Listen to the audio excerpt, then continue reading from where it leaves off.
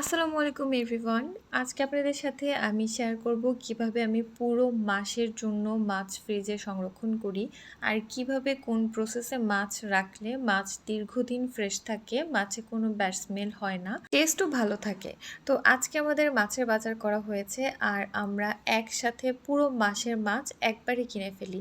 এর কারণ হচ্ছে সপ্তাহে মাত্র ৪ টা উইকেন্ড আমাদের। তো ৪ টা উইকেন্ডে একটা উইকেন্ড থাকে যেদিন আমরা মাছ আর মাংসের বাজার করি। সেদিন শুধুমাত্র সেগুলো গুছিয়ে রাখি। আর বাকি ৩ টা উইকেন্ডে আমাদের অন্য আরও যে কাজগুলো থাকে সেগুলো গুছিয়ে রাখি। যেহেতু মাছ কাটা পরিষ্কার করাতে অনেক সময় লাগে, যারা রেগুলার আমার ব্লগ দেখেন তারা জানেন যে আলহামদুলিল্লাহ আমার একটা ছোট্ট বাবু আছে। তো ওকে নিয়ে আমার এসব কাজ সবসময় করা পসিবল হয় না। এজন্য আমি সবসময় একবারে একদিনে মাছের বাজারটা গুছিয়ে রাখি। তো এখানে আমি একটা একটা করে মাছ বের করছি আর একটা একটা করে পরিষ্কার করছি। প্রথমে শিং মাছ, এগুলো জ্যান্ত ছিল। তো সেগুলো আমি প্রথমে মাথাটা ফেলে যাতে করে কাটা খাওয়ার কোনো ভয় না থাকে, তারপরে আমি ক্লিন করেছি। আর রিসেন্ট আমি কয়েকটা ভিডিওতে দেখেছি এভাবে বাটনাতে ঘষে তারপরে মাছ পরিষ্কার করে, আর মাছ খুব সুন্দর পরিষ্কার হয়। তো আমার কাছে যেহেতু এই বাটনাটা ছিল, এটা আমি গিফট পেয়েছি, আমার হাজবেন্ডের একজন কলিগ গিফট করেছেন। তো আজকে আমি সেজন্য ট্রাই করলাম যে দেখি বাটনাতে মাছ পরিষ্কার করলে কেমন পরিষ্কার হয়। অ্যান্ড বিলিভ মি, এটা এত সুন্দর পরিষ্কার হয়েছে। আমি আসলে কখনোই ভাবি নাই যে এত সুন্দর করে পরিষ্কার হয়, আমি জানতামই না এই জিনিসটা। তো যাই হোক, তারপরে পাবদা মাছ এনেছিল, সেটা কাটা ছিল না, আমি সেটাও কেটেছি। আর পাশাপাশি কিন্তু রান্নাও করছি, কারণ দুপুরে রান্নাও করতে হবে।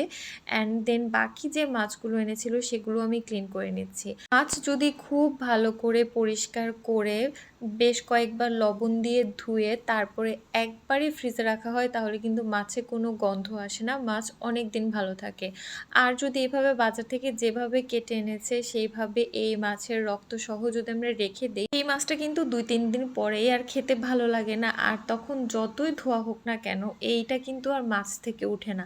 তখন মাছের যে মাংসটা সেটাও একদম লাল লাল থাকে, এরকম সাদা হয় না। আর মাছ থেকে একটা গন্ধও বের হয়, যেটা খেতে একদমই ভালো লাগে না।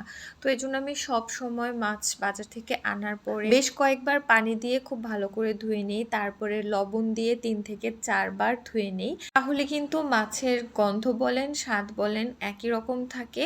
এভাবে মাছটা গুছিয়ে রাখলে প্রতিদিনের রান্নার কাজও কিন্তু এগিয়ে থাকে। মানে প্রতিদিন মাছ বের করে সেই ৩-৪ পিস মাছ ধুইতে যে সময় লাগে, আপনার একবারে পুরো মাছটা ধুতে কিন্তু সেম সময়ে লাগে। তো একবারে ধুয়ে যদি মাছটা ফ্রিজে রাখা যায়, তাহলে হয় কি মাছটাও ভালো থাকে। আর প্রতিদিন যে মাছ ধোয়ার যে সময়টা সেটাও কিন্তু বেঁচে যায়। জাস্ট ২ থেকে ৩ বার পানি দিয়ে ধুয়ে রান্নাটা করে ফেলা যায়। তো যাই হোক, এখানে আমি এটাকে গ্রাস কার্প বলে, এই মাছটা হচ্ছে আজকে রান্না করছি, বাকি সবগুলো আমি ধুয়ে রেখে দিচ্ছি। তো সব মাছ ধোয়া শেষ খুব ভালো করে। এখানে সিলভার কার্প, তারপরে গ্রাস কার্প, আচ্ছা আমি মাছের নাম খুব একটা ভালো জানি না, তারপরে রুই মাছ, শিং মাছ, পাবদা মাছ এনেছে। তো এখন আমি মাছগুলোকে কিভাবে রাখবো, এগুলোকে আমি ছোট ছোট পলিথিনে করে আমার একদিনে যতটুকু মাছ লাগে ততটা একটা পলিতে রেখে তারপরে পলিগুলোকে আমি জিপলক ব্যাগে রাখবো। আবার এমন ছোট ছোট পলি করে আমি কিন্তু বক্সের মধ্যেও রাখি। তো এইভাবে রাখার সুবিধা হচ্ছে, আমার প্রতিদিন যতটুকু মাছ লাগে জাস্ট আমি জিপলক ব্যাগ খুলে বা বক্স খুলে একটা পলি বের করলেই হয়ে যায়।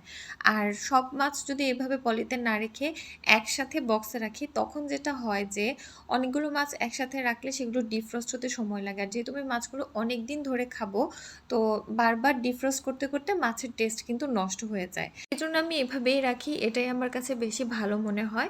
আপনারা কিভাবে রাখেন আমাকে অবশ্যই কমেন্টস করে জানাবেন।